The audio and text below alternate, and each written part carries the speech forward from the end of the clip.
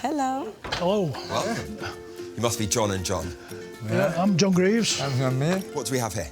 What we've got is a serviette commemorating a mining disaster in a place called West Stanley in 1909, where 168 people lost their lives. We're very fortunate to have been gifted it. It was made for what we now know as a benefit at dinner and was sold to raise money for the relatives of the dead people. How exactly did this accident take place? There were usually gas explosions. I think it was through a new type of safety lamp. A new type of safety lamp. Yeah, which they used to test for gas. They seemed to think it was a spark or a naked flame. 168 lost their lives. The youngest was 13. Oh 13 my years old. 13 years old. We've got some miners after it, as young as 5, 6 years old.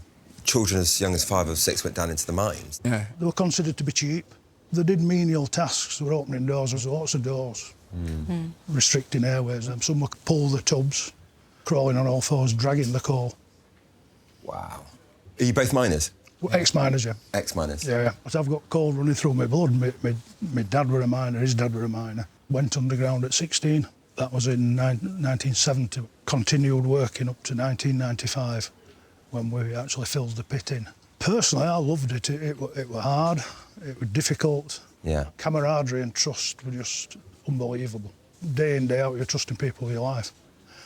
I have to say I was really sad when it ended. With all the mines shutting down, do you think it's really important to keep that conversation going about how many people have lost their lives to kind of get us where we are now as a country? Absolutely, it's part of our rich heritage and it needs preserving. Sooner or later, it's going to disappear and they'll not know.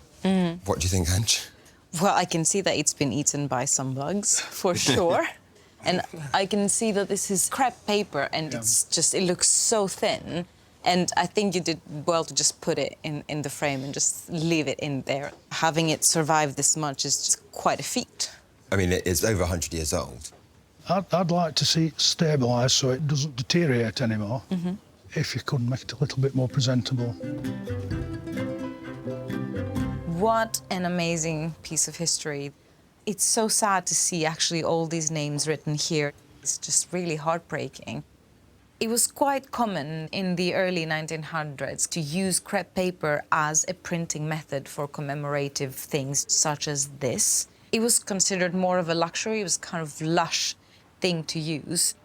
Oh, I can see how discolored this is.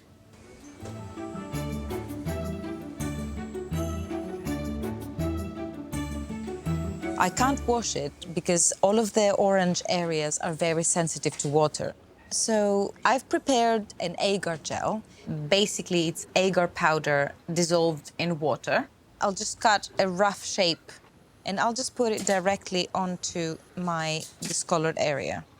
The agar gel is able to release moisture, but it releases it really, really gradually onto the paper. It's very slow. By the time that I am done, to John and John, this should all look much brighter and much more even as a surface. The only thing that's just remaining is for me to tone down the infill paper just a tiny bit to make it look more kind of like off-white color. This is a dry pastel, and in the more tricky areas, like this one, I'll just use the powder of it, tap it down, just blend it in with a brush. And I can already see that the color is matching really well.